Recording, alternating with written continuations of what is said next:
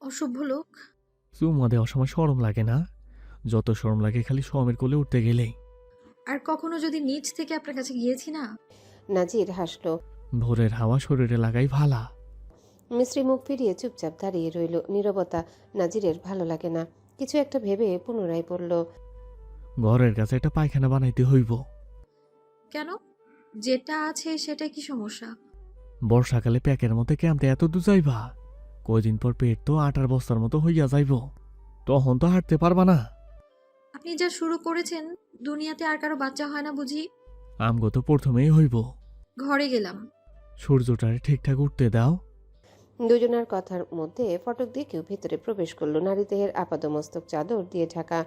ভ্রু কুচকে নিল নাজির। জিজ্ঞাসা করল, ক্যাডারে? দু এক পা সামনে এগোতে স্পষ্ট হলো ফরিদার মুখ। দেখেই বোঝা যাচ্ছে অপ্রস্তুত হয়েছেন তিনি।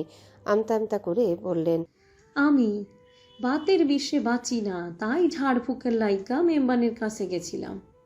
নাজির এর বিপরীতে একটা শব্দ ব্যয় করল না।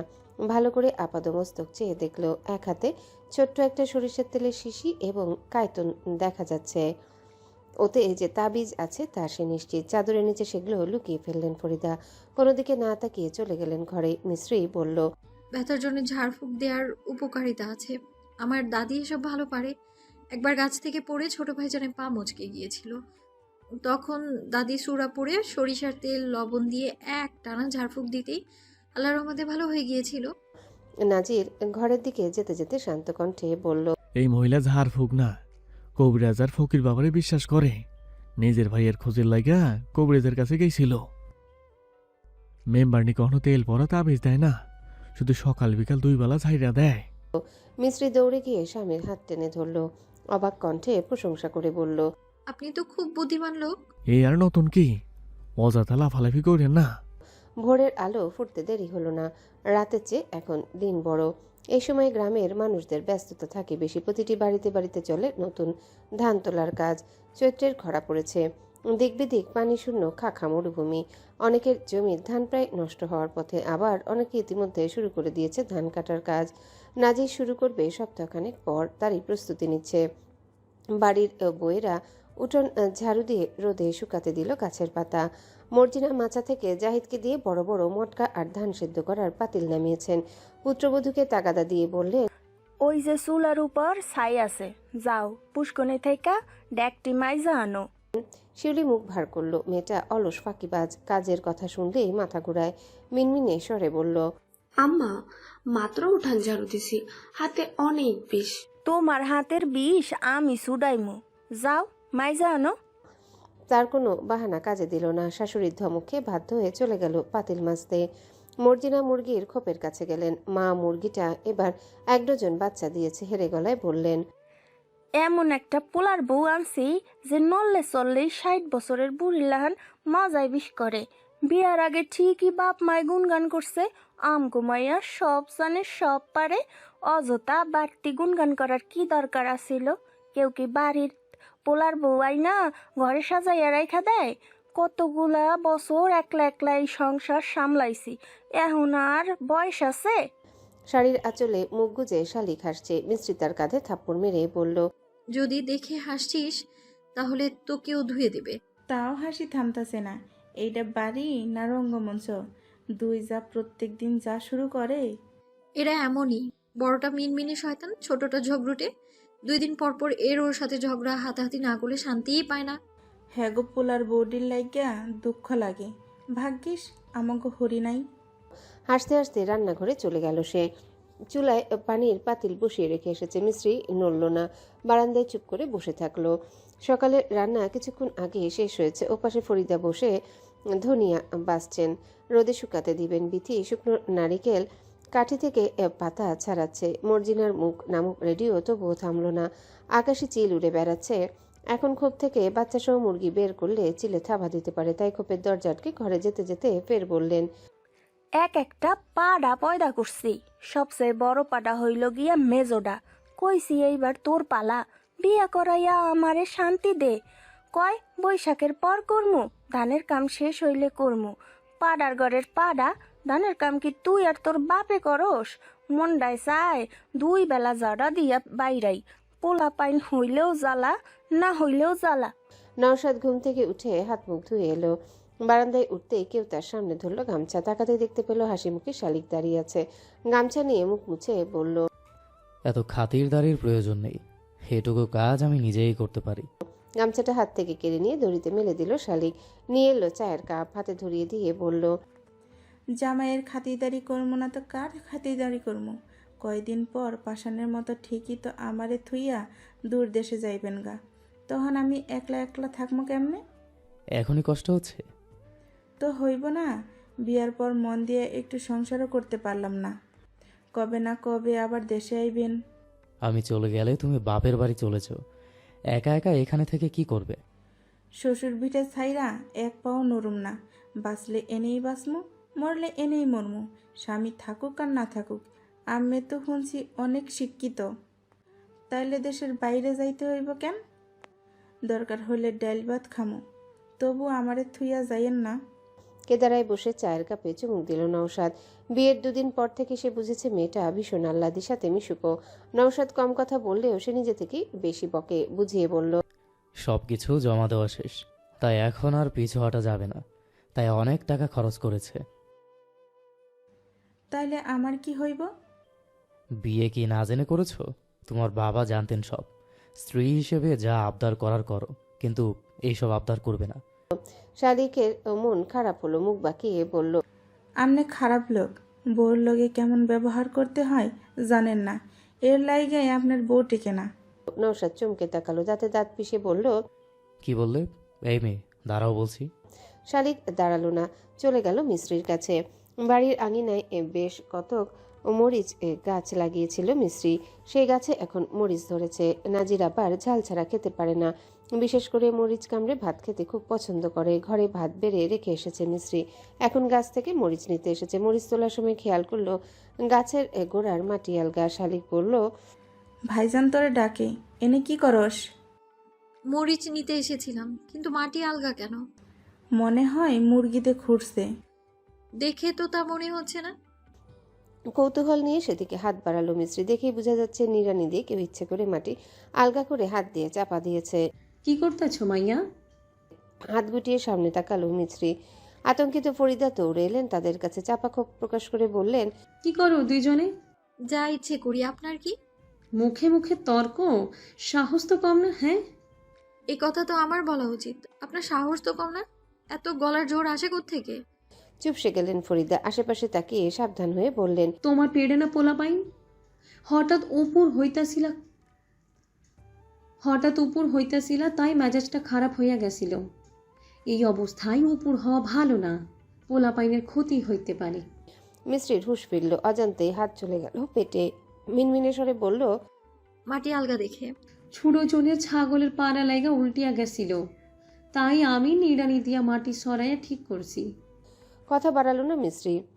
ঘরের দিকে হাঁটা ধরল। শালিক ফিসফিস করে বলল, গুরুজনের লগে এটা কেমন ব্যবহার? আগে পিছে যা ইচ্ছা কস, তাই বইলা সামনাসামনি দুর্ব্যবহার। খারাপ কি কইছে যাসি? গুরুজন না ছাই, আজ তো একটা রাক্ষসী। মুখ সামলা মিশ্রি, কি অধঃপতন! আমি খারাপের কিছু তো দেখলাম না, শুরুর থেকেই তো ভালা। তুই কয়দিন হয়েছে এসেছিস? আমিও প্রথম প্রথম একে খুব ভালো মনে করেছিলাম। যা বলতো তাই শুনতাম। তারপর দেখলাম আসল রূপ। ছি, কি ভয়ঙ্কর অমানুষ চরিত্রহীন মহিলা। নিজের স্বামীকে জিজ্ঞেস করিস, মনে রাখবি দুষ্টু লোকেরই মিষ্টি কথা বলে। শালিক কি বলবে বুঝে উঠতে পারল না। বিয়ের পর থেকে মিস্ত্রিকে চিনতে তার অসুবিধা হচ্ছে। মেয়েটা বদলে গেছে, স্বাস্থ্যের অবনতি ঘটেছে, খাওয়ায় মন নেই, খেতে বসলে গা গুলিয়ে ওঠে। নাশতা খেয়ে নওশাদকে নিয়ে ধান মিলে যাওয়ার উদ্দেশ্যে বাড়ি থেকে বেরিয়েছিল নাজির। কিছুক্ষণ পর গামছা ভর্তি বড়ই নিয়ে একাই ফিরে এলো। মিস্ত্রি পিড়িতে বসে পালং শাক পাচ্ছিল, এসেই তার কোলের উপর রেখে বলল, তোমার লাগে কত বড় গাছে উঠতে হইছে, এখন পানি খাওয়াও। আমি চেয়েছি। কাইল না কইলা খালি টক খাইতে মন চায়? পুরোপুরি পাকেনি, তবে দেখতে সুন্দর লাগছে। লবণ দিয়ে খাইবা? মিস্ত্রি কাজ ফেলে উঠে গেল পানি আনতে। পানি খেয়ে গোয়ালের গরুদের ভুসি দিয়ে নাজির আবার চলে গেল। পালং শাক বাছা শেষে শালিক সেগুলো নিয়ে গেল রান্নাঘরে। এখন রান্নাবান্নার দিকটা সেই সামলায়। মেয়েটার রান্নাবান্নার হাত ভালো। গতকালই সে নওশাদ গতকালই তো নওশাদ খেতে বসে খুব প্রশংসা করেছিল, কি যে ভালো লেগেছিল তার। আজকাল আমিরুল শাহর 2 ছেলেকে বাড়িতে কম দেখা যায়। সামিউল বাবার বিভিন্ন কাজকর্মে ব্যস্ত থাকে, পারভেজ ঘুরে ভাইয়ের পিছু পিছু। দুপুরে নওশাদ খেতে এলো, নাজির এলো না। তার ব্যস্ততা এখন আকাশচুম্বী। ধান মিল আর জমজমাট হয়ে উঠেছে, আবার সেখানেই সারাদিন পড়ে থাকে। সাথে তো আবার ধানের জমিও রয়েছে। নওশাদ এসে গোসলের জন্য কল পাড়ে গেল। স্ত্রীকে দেখে অবাক হলো। শালিক কল চেপে বালতি ভরছে। এতক্ষণে একটা বালতি ভরা শেষ, এখন দ্বিতীয় বালতি ভরার কাজ চলছে। জিজ্ঞাসা করলো, এখনো তুমি গোসল করনি? না, কেন? আমি গোসল করলে আমনেরে গোসলের লাগিয়ে পানি ভইরা দিব কেডায়? এই পানি আমার জন্য? হ, আমি ভরতে বলেছি? কইতে হইব কেন? ছোট থেকে দেখাইছি আমার আম্মাই প্রত্যেক দিন আব্বার লাগে বালতির পর বালতি গোসলের পানি ভইরা রাখতো। যতক্ষণ না আব্বার গোসল শেষ হতো ততক্ষণ কলপারের সামনে দাঁড়াইয়া থাকতো, পিঠ মাইজা দিত। গোসল শেষে কাপড় ধুইয়া শুকাইতে দিয়ে এরপর নিজে গোসলে যাইতো। 1-2 বালতিতে আব্বার আবার হয় না, কমপক্ষে 3-4 বালতি তো লাগতোই। পুষ্কনি বা কুয়ার পানিতে আব্বার খাজ্জানি ওঠে, তার উপরে রাগী কি না। নওশাদ থেকে দূরে সরিয়ে দিয়ে নিজের কল চাপতে লাগলো। চমৎকার হেসে বলল, আমি তোমার আব্বার মতো রাগী মানুষ নই। এদিক ওদিক হলে বউয়ের গায়ে হাত তোলার মতো মানুষও নই। তাই আমার ভয়ে এত কষ্ট করতে হবে না। রান্নাবান্না শেষে সময় মতো গোসল করে নেবে, ক্ষুধা পেলে খেয়ে নেবে। এত অপেক্ষার প্রয়োজন নেই। আমি মোটেও তোমার উপর রাগ করব না। কেন করবেন না? স্বামী সেবা করা সোয়াবের কাম। নিজের ওপর জুলুম করে স্বামী সেবা করার কোনো প্রয়োজন নেই। শুধু যতটুকু বলবো ততটুকুই করবে। আমার উপরে অযথা কেউ মাতব্বরি করবে, অবাধ্য হবে, এটা আমার পছন্দ নয়। আমি যাকে খুব করে চেয়েছিলাম, ভালোবেসেছিলাম, তাকেও ছেড়েছিলাম শুধুমাত্র অবাধ্যতার কারণে। আশা করি তুমি তার মতো হবে না। তো কার মতন হমু? নিজের মতো। নিজের মতো? হ্যাঁ, কখনো অন্যের প্রণোচনায় পড়ে কোনো কাজ করবে না, সিদ্ধান্ত নেবে না। যা করবে নিজের মস্তিষ্ক, নিজের বিবেক দিয়ে ভেবে করবে। সর্বদা আল্লাহকে ভয় করবে। এটাকেই বলে নিজের মতো। যারা অন্যের মিষ্টি কথায় ভুলে যায়, অন্যের সিদ্ধান্তকে নিজের সিদ্ধান্ত বলে মেনে নেয়, আল্লাহকে ভয় করে না, অন্যায় করতে পিছপা হয় না, মিথ্যাবাদী ঝগড়ুটে, তারা কখনো ভালো থাকতে পারে না। দুনিয়ার জীবনেও নয়, পরকালেও নয়। শালিক চুপ হয়ে গেল। তাকে কলের পুতুলের মতো দাঁড়িয়ে থাকতে দেখে নাকের ডগায় আঙ্গুল দিয়ে খোঁচা দিল নওশাদ। বলল, কি হলো, যাচ্ছ না কেন? গোসল করা দেখবে? দেখলে সমস্যা? ভারী নির্লজ্জ মেয়ে তো। আগে তুমি গোসল করে বের হও, আমি বাইরে আছি। নওশাদ বেরিয়ে গেল। বাধ্য হয়ে শালিক নিজেই সর্বপ্রথম গোসল সারল। তারপর করল নওশাদ। মিস্ত্রির আবার এসবে আগ্রহ নেই। আগে নাজিরের জন্যে কখনোই সে অপেক্ষা করেনি। একা একা গোসল করে খাবার খেয়ে ঘুমিয়ে পড়তো। তবে এখন আর তেমন করে না। গোসল আগে সারলেও খাবার খায় স্বামীর সাথে বসে। দেরি হলে অপেক্ষা করে। নাজির এলো বিকেলে, ঘামে জুবুথুবু হয়ে। ফিরেই নিত্যদিনের মতোই অস্থির হয়ে পুকুরে গিয়ে ইচ্ছে মতো ডুব দিল, সাঁতার কাটলো। আবার কলপাড়ে গিয়ে শরীর মেজে ঘরে ফিরল।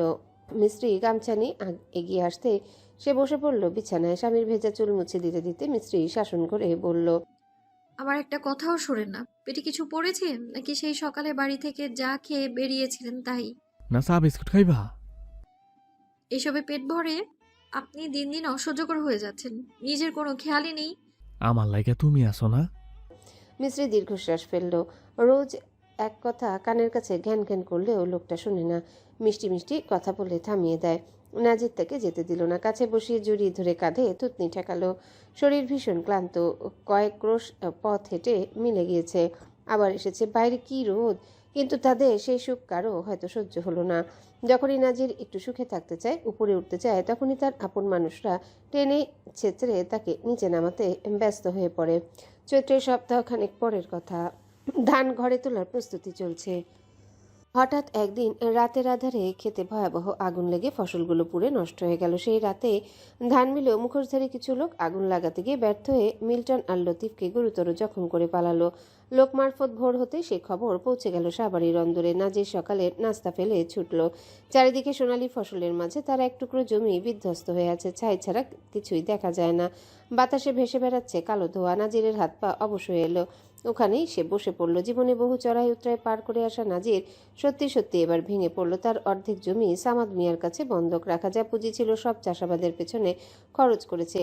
এই ধান থেকে নিজেদের জন্য বছরে চাল ঘরে তুলতে হবে, বাকি ধান বিক্রি করে মহাজনের ঋণ এবং কর্মচারীদের বেতন পরিশোধ করে লাভ রাখত নিজের কাছে। এটাই তো এতকাল ধরে করে এসেছে সে। এবার কতটা ক্ষতি হয়ে গেল, এই ক্ষতি কিভাবে পোষাবে? চিন্তায় চিন্তায় অস্থির হয়ে উঠেছে নাজির। নওশাদ পাশে এসে বসলো। নাজির তাকে কিছু বলার সুযোগ না দিয়ে উঠে দাঁড়ালো, বলল, হাসপাতালে যাইতে হইব। ওগো কি অবস্থা কেটাই জানে। তুমি বাড়ি যা, বাইর হওয়ার দরকার নাই। পরিবেশ পরিস্থিতি এখনো আমগো বিপক্ষে। এবার ওর সীমা লঙ্ঘন করে ফেলেছে। অনেক আগেই করেছে, তবে এমন কিছু যে করব আশা করি নাই। এখন কি হবে? অনেক ক্ষতি হয়ে গেল। সংসার কিভাবে চলবে? আমি চলে গেলে তোমাকে একা পেয়ে তো ওদের সাহস আরও বেড়ে যাবে। তুই না গেলে আমার এইবার পথে বসতে হইব। বাড়ি যা, তোর ভাবিয়া তোর বউ একলা। বাড়ি এখনো আর নিরাপদ না। ক্ষমতা থাকলে ওইখান থেকে সরাই যাইতাম, কিন্তু একলা আর কত। হতাশার শ্বাস ফেলে হাঁটতে হাঁটতে মহাসড়কের দিকে চলে গেল নাজির। পথে গাড়ি পেলে উঠে পড়বে। নওশাদের চোখ ঘোরাটে হয়ে উঠে। কি করবে সে? কি করার আছে? তবুও তাকে আর দুর্বল হলে চলবে না, আবেগ দেখালেও চলবে না। সবকিছু সমাধানের দায়িত্ব কাউকে না কাউকে তো নিতেই হবে। বাড়ির দিকে হাঁটা ধরল সে। পৌঁছে গেল কিছু সময়ের মধ্যে। খবরটা পাওয়ার পর থেকে স্বামীর জন্য চিন্তা হচ্ছে মিশ্রিত। দেবরকে দেখে উদ্বিগ্ন হয়ে জিজ্ঞাসা করলো, সব কি পুড়ে গেছে? উনি এলেন না যে? কোথায় উনি? না খেয়ে বাড়ি থেকে বের হয়েছে। ভাইয়ের জন্য চিন্তা করবে না ভাবি। মিল্টন লতিফকে দেখতে হাসপাতালে গেছে। একা কেন ছাড়লেন? এমনিতেই লোকটা মুখ ফুটে কিছু বলতে চায় না, তার উপর বিড়বিড় করতে করতে ঘরে চলে গেল মিস্ত্রি। কান্নারা গলায় দলা পাকিয়ে আছে। সদর হাসপাতালে নাজির এসে উপস্থিত হলো দুপুরে। কিছু সময় পর তাকে দেখে মিল্টন উঠে বসার চেষ্টা করলো, কিন্তু পারল না। লতিফের তুলনায় তার জখম বেশি। হাত গলায় ঝুলে আছে, কপালের ব্যান্ডেজের উপর দিয়ে রক্ত ভেসে আছে। শরীরের বিভিন্ন স্থানে আঘাতে দাগ স্পষ্ট। লতিফের শুধু পিঠে আঘাত লেগেছে, পা মুচকে গিয়েছে। ডাক্তার বলেছে নিয়মিত ওষুধ খেলে বিশ্রাম নিলে ঠিক হয়ে যাবে। নাজির জিজ্ঞাসা করলো, ওরা তো গো অনেক মারছে না? খুব দুঃখ লাগতেছে। মিল্টন লজ্জায় চোখ নামিয়ে নিল। মিলে ব্যস্ততা বাড়ছে ভাইজান, তাই রাইতে আর বাড়ি ফিরি নাই। বাজার থেকে বিড়ি খাইয়া আইতাছি, দেহি মশালার হারিকেন হাতে কিছু লোক দাঁড়ানো, মুখ গামছা দিয়া বান্ধা। আশেপাশে কেউ নাই, সব খালি। আমি ডরে জিগাইছিলাম, এই ক্যাডারে? ওরা উত্তর দিল না। লতিফ আমার ডাক হই না বাইর হইয়া আইলো, দেহি কেরোসিন তেল ঢালতাছে। লগে লগে আমি তগো মতলব বুঝা গেছিলাম। তা থেকে একটা বাঁশ লইয়া হ্যাগমি দৌড়াইয়া আইলাম। লতিফে ভিতর থেকে আনলো লোহার লাঠি। শেষ পর্যন্ত হ্যাগো লগে আর পারি নাই ভাইজান। 4-5 জনের লগে আমগো মতন 2 জন কেমনে পারবো? থাক, কষ্ট পাইস না। তোরা না থাকলে এতক্ষণ মিলও জ্বল্লা যাইতো। আমি একেবারে নিঃস্ব হইয়া যাইতাম। আল্লাহ তোকে রক্ষা করছে। কিন্তু ক্ষেত তো শেষ ভাইজান, কত খাটছি আমরা, সব শেষ। কারো মুখ দেখতে পারছোস? একটাও পরিচিত? লতিফ বলল, সবার মুখ ঢাকা, কেমনে চিনবো? নাজির আর কিছু জিজ্ঞাসা করলো না। সান্ত্বনা দেওয়ার ভাষাও খুঁজে পেল না। ডাক্তারের সাথে কথা বলে তাদের কিছু খাবার কিনে দিয়ে গেল। ফেরার পথে মিল্টন তার হাত টেনে ধরতে নাজির নিকটে এসে বসলো। মিল্টন ফিসফিস করে বলল, মুখ না দেখলেও একজনের আমি ঠিকই চিনছি ভাইজান। আমার চেনায় কোনো ভুল নাই, শত্রু হইল ঘরের। নাজিরের ললাটে চিন্তার ভাঁজ পড়ল। শোনার জন্যে কান পেতে রাখলো। মিল্টন সতর্কতা অবলম্বন করে বলল, সামিউল ভাই। ক্লান্ত বিকেল হাসপাতালে কাটিয়ে দিয়ে সন্ধ্যা নামার পূর্বে গ্রামে ফিরল নাজির। গন্তব্যহীন পথের পথিক হিসেবে কিছুক্ষণ ঘুরে বেরিয়ে এশার নামাজের পর উপস্থিত হলো সামাদ মিয়ার ডেরায়। ফাল্গুন চৈত্র মাসে ট্রলার নিয়ে তেমন একটা বের হন না তিনি। এ সময় মাছের ব্যবসায় মন্দা চললেও সুদের ব্যবসা চলে রমরমা। সামাদ মিয়ার ডেরায় ভিড় লেগেছে। বাইরে বসে দাবা খেলছে হৃদয় আর তার সমবয়সী কয়েকজন ছেলে। মাথার উপরে বৈদ্যুতিক হলদে আলোয় নাম না জানা পোকারা ঘুরপাক খাচ্ছে। গত বছর ছেলের বিয়ে দিয়েছেন সামাদ মিয়া। সেই বউ এখন 5 মাসের গর্ভবতী। নাজিরকে দেখতেই তার দাবার গুটিতে চলা ব্যস্ত হাত থেমে গেল। চঞ্চল কণ্ঠে বলল, কেমন আছো নাজির চাচা? আব্বাই ভেতরে। আব্বা, নাজির চাচা আইছে। ভালোই। তোর কি খবর? এই তো চলতাছে। পর্দা সরিয়ে ভেতরে প্রবেশ করলো নাজির। বাজারের মাঝামাঝিতে সামাদ মিয়ার কারবার। বছরের অর্ধেক সময় এখানে প্রচুর ভিড় লেগে থাকে। গ্রামের মধ্যবিত্ত দরিদ্র থেকে শুরু করে অধিকাংশ লোক এখান থেকে ঋণ নিয়ে ফসল ফলায়, জমি বন্ধক রেখে টাকা নেয়, মেয়ে বিয়ে দেয়। সামনে রাজকীয় একটা কাঠের বাক্স রাখা, মোটা জাজিমের উপর বসে বালিশে হেলান দিয়েছেন সামাদ মিয়া। পাশে একটা লোক বসে কাঁদছে, হাত জোর করে মিনতি করছে, যার ফলে তার মুখমণ্ডলে খেলা করছে বিরক্তি। নাজির এসে কেদারায় বসলো। সামাদ মিয়া ইশারা করতেই লোকটাকে টেনে বাইরে নিয়ে গেল জাকির। পান চিবোতে চিবোতে দুদিকে মাথা নেড়ে তিনি বললেন, কি বন্ধক রাখছিলি? 2টা গাভী লইয়া আইছেন? হেই দিয়া গেছিল, এখন টা না দিলে ফেরত দেই কেমনে? সুদও দিতে পারে নাই, তাই কইছি আরো কিছু টা লইয়া যাও। গাভী আমি আর ফেরত দিমু না, তোর ভাবির আবার পছন্দ হইছি। নতুন করে আরেকটা পান মুখে গুজে হাঁক ছেড়ে বললেন, জাকির, চিনি ছাড়া 2 কাপ চা দিয়া যা। খেতে নাকি কেডায় আগুন দিছে, তোর ছাড়া 2টারেও নাকি পিটাইছে। কি ঘটতাছে এসব? কেমন আছে ওই 2টায়? ভালোই জখম হইছে, ঠিক হতে সময় লাগবো। কাউরে সন্দেহ হয়? হঠাৎ কইরা কি যে শুরু হইল? মানুষে মানুষের সুখ দেখতে পারে না। অনেক ক্ষতি হইছে না রে নাজির? কি করম কিছুই বুঝতেছি না। সারাদিন বাড়ি তো যাই না, হাসপাতালে থাইকা সোজা এনে আইছি। ভালাই করছোস। আমি আরো হৃদয়েরে কইলাম তোরে দেখলে যাতে আইতে কয়। সারা বিহাল বাজার দিয়া খুইজা আইয়া এখন দাবা খেলতাছে। শকুনের নজর লাগছে। নৌসাদের বিদেশে পাঠানোর লাইগা কত ধার দেনা করলাম, অনেকের কাছ থেকে তো জমি বন্ধক রাখ, অথচ জীবনে একটা টাহর ঋণ এনে কারো কাছ থেকে। এখন আবার কত খরচে ধানের পেছনে গেছে। কদিন আগে গরু মরছে, কি করনি কন্ত? শুনাইয়া আমারও খারাপ লাগতাছে, কিন্তু কি করুম ক? আমিও খাই সুদের ব্যবসা কইরা। বৈশাখ জ্যৈষ্ঠ আইলে টরার লইয়া বাইর হই। লোক লাগামু নাকি? কার কাম জানা প্রয়োজন, শত্রুরে চিনা রাখা ভালা। লাভ কি ভাই? এমন হিসেবে জোড়াইন না, দরকার হলে আমি কমু।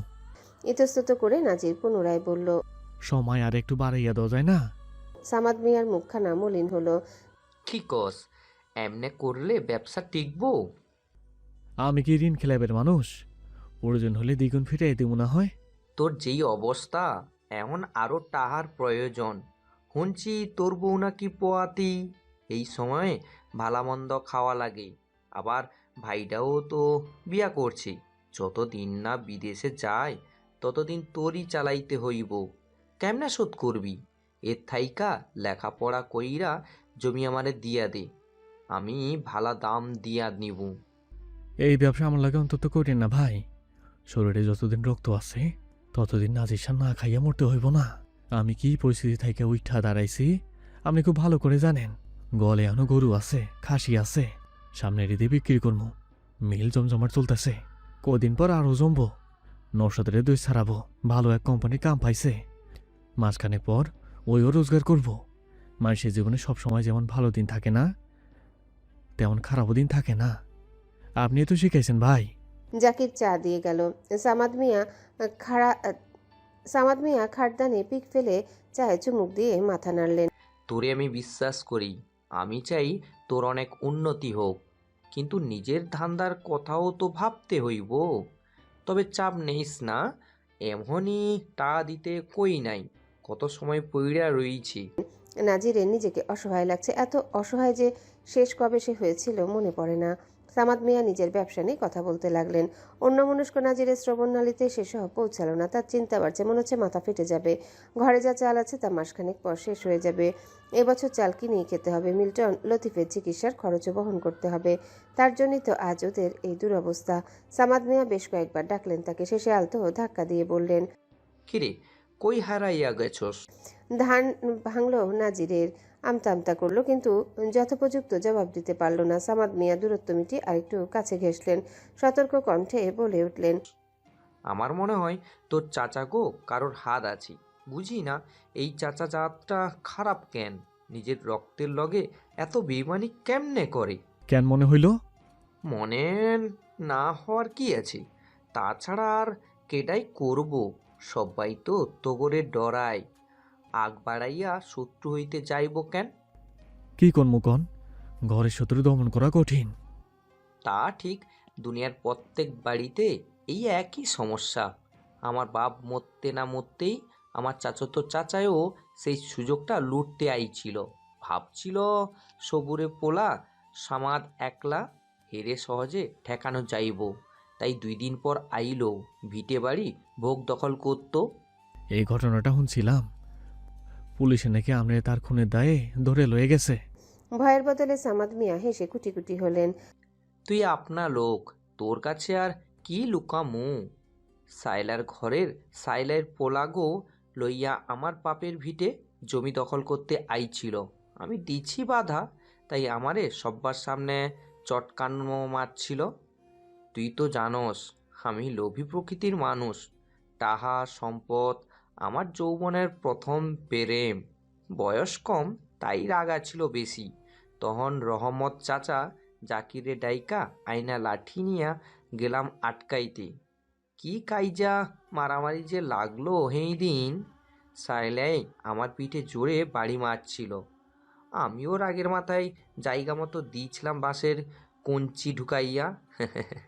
মনে হয় দুর্বল আছিল, লগে লগে শেষ। কি লাভ হইল ঝামেলা কইরা? পরে হের পোলারা আমার জেলে ঢুকাইল। 1 মাসও রাখতে পারে নাই। সবাই আমার পক্ষে আছিল, এমনকি ফতেহ দাদাও। এর দায়িকাই বুইড়ারে আমি বেশি পছন্দ করতাম। নাজির বিস্ময় ভরা চোখ নিয়ে তাকিয়ে রইল লোকটার মুখের দিকে। এখনো তিনি হাসছেন। বললেন, নিজে বাঁচলে বাপের নাম, এমন একটা প্রবাদ আছে না? যদি প্রমাণ পাস যে এর পিছনে হেরা আছে, তাইলে ক্ষতিপূরণ দিতে কইবি, না দিলে জায়গা মতো ভইরা দিবি। তবে শুধু ভইরা দিলেই হইব না, সুযোগ মতো ভরতে হইব, যাতে প্রমাণ না থাকে। হারামখোররা এখন আমার ব্যবসাও লাল বাত্তি ধরাইতে চাইতাছে। কাঁচামালের ব্যবসা থুইয়া মাছের ব্যবসায় নামবি কেন? যত সব। চাচাদের প্রতি সামাদ মিয়ার ক্ষোভ এবার বুঝতে পারল নাজির। তবে শেষ কথাটা তার মস্তিষ্কে গেঁথে গেল। রাত গভীর হতে নিঃশব্দে সেখান থেকে বেরিয়ে পড়ল সে, কিন্তু বাড়ি ফিরল না। রাতের খাবার খেয়ে দাঁত খোঁচাতে খোঁচাতে কাচারি ঘরে ঢুকলেন মুমিনুল শাহ। আমিরুল শাহ থুতু দিয়ে টাকা গুনায় ব্যস্ত। সামিউল বাবার পাশে বসে হিসাব লিখছে। ছোট ভাইকে দেখা মাত্রই কিছু টাকার বান্ডিল বালিশের নিচে লুকিয়ে ফেললেন আমিরুল শাহ। দৃশ্যটা মুমিনুল শাহ নজর এড়ালো না। তবুও না দেখার ভান করে বসে পড়লেন। কে দাঁড়ায় জিজ্ঞাসা করলেন, কি একটা হাইরি আজকার বেচা কিনার? হ। কিরে সামিউ, সাহারিয়ারের নাকি আমাগো ভাগেরটা দেশ নাই? দিন দিন বাটপাড়ি শিখতেছস কইতে? সামিউল আর চোখে পিতার দিকে একবার তাকালো, নজর ফিরিয়ে হেসে বলল, চাচার লগে বাটপারি করে কেমনে? দিনকাল ভালো না, ছোট মানুষ এত টাকা যদি সামলাইতে না পারে, তাই আমি এক লগে লয়ে আইলাম। আব্বা দিয়া দেন তো। টাকাগুলো গোনা শেষে 2 ভাগের 1 ভাগ ভাইয়ের সামনে রাখলেন আমিরুল শাহ। মুমিনুল শাহ কিছু বললেন না। টাকাটা ফতুয়ার পকেটে রেখে বললেন, নাজিরের খেতে আগুন লাগাইছে কেডায় ভাইজান? আমি কি জানি, তুই লাগাস নাই? মুমিনুল শাহ হাসলেন। আমারও মিছা কথা কওয়া শুরু করছো ভাইজান? আমি কি তোমার পর কম উপকার জীবনে করছি? আমিরুল শাহ ভারী আশ্চর্য হলেন। মিছা কথা কমু কেন? আগুন লাগাইলে তুই জানতি না? আমি তো আরো ভাবছি তুই মনে হয় লাগাইছস। আমি নিজে ওরে সামলানোর দায়িত্ব তোরে দিছিলাম, তাইলে এটা সত্য যে সামিলরে মিলে আগুন লাগানোর আদেশ আমিই দিছিলাম, কিন্তু ক্ষেতের ব্যাপার তো জানি না। কি কও? আমি আরো ভাবলাম তুমি। তাহলে এই কামটা করলো কেডায়? মহা চিন্তায় ফালাই দিলি তো। আর চিন্তা, তোমার পোলাটাও তো কোনো কামের না। ভরসা কইরা একটা কাম দিলা, অথচ পারলো না, ব্যর্থ হইয়া ফেললো। সামিউল মাথা নিচু করলো। মিটলদার জেইতের ওর চিল্লাচিল্লিতে লতিফ পাহারাদার সব আয়া পড়ছে। বেশিক্ষণ থাকলে নির্ঘাত ধরা পড়তাম। আমিরুল শাহ ইশারায় ছেলেকে চলে যেতে বললেন। হেসে ভাইয়ের উদ্দেশ্যে বললেন, যাই করছে ভালাই করছে, অনেক উজাইছিল। বাপের অবস্থা দেখেও শিক্ষা হয়নি। এই দিন আমারে কয়। কি কয়? বলতে গিয়েও কিছু একটা ভেবে থেমে গেলেন তিনি। ভাইকে থেমে যেতে দেখে মুমিনুল শাহর কৌতূহল বাড়ল, তবুও চুপচাপ থাকলেন। মাথা নাড়িয়ে কথায় সায় জানালেন। তার মনে কি চলছে কে জানে। মিস্ত্রি স্বামীর চিন্তায় খাওয়া দাওয়া বাদ দিয়েছে, বিকেলে বমি করে ভাসিয়েছে। শরীর এখন ভীষণ দুর্বল। নওশাদ একবার ভাইকে খুঁজে বের হয়েছিল, না পেয়ে সন্ধ্যা হতে বাড়ি ফিরে এসেছে। মিস্ত্রি তাকে অস্থির হয়ে জিজ্ঞাসা করলো, তাকে নিরাশ করলো নওশাদ। না, মনে হয় এখনো হাসপাতালে। আপনি অযথা চিন্তা করবেন না, ভাই নিজের খেয়াল নিজে রাখতে পারে। মিশ্রি তবুও শান্তি পায় না। নাজিরের দুর্বলতা আর কেউ না জানলেও তার সহধর্মিণী হিসেবে মিশ্রি তো জানে। শালিক তাকে সান্ত্বনা দেওয়ার অনেক চেষ্টা করলো, কিছুতেই কিছু হলো না। সারা রাত সে ঘুমালো না, জায়নামাজে বসে তাহাজ্জুদের নামাজ পড়লো। ভোরের দিকে চোখ লেগে যাওয়ার আর বসে থাকতে পারলো না, সেখানে বিছানায় গিয়ে শুয়ে পড়লো। খোপে মোরগ ডাকছে, পাখিরা খোলা আকাশে উড়ে বেরিয়ে কিচিরমিচির শব্দে ঝড় তুলেছে। আকাশটা হুট করে গর্জে উঠলো, দরজায় খটখট শব্দ এলো, ভেসে এলো ডাক। তালমিসরি। ক্লান্ত ও দুর্বল দেহী মিশ্রির ঘুমন্ত শ্রবণনালীতে সেই ডাক পৌঁছালো না। পাশ থেকে উঠে বসলো শালিক। সারা রাত সে বোনের কাছে ছিল, তার সঙ্গে সেও একসময় ঘুমিয়ে পড়েছিল বিছানায়। মিশ্রিকে আর জাগালো না। শাড়ির আঁচল ঠিক করে মাথায় ঘোমটা টেনে ঘরে আলো আসার জন্য খুলে দিল জানালার কপাট। দরজা খুলে ইতস্তত ভঙ্গিতে সালাম দিল। হ্যালো বন্ধুরা, পরবর্তী পার্ট খুব তাড়াতাড়ি আসবে, তো সবাই অপেক্ষায় থাকো। আর চ্যানেলটি যারা এখনো সাবস্ক্রাইব করোনি তারা পরবর্তী পার্ট দেখার জন্য চ্যানেলটি সাবস্ক্রাইব করে রেখো। ধন্যবাদ সবাইকে, আমাদের সাথেই থেকো।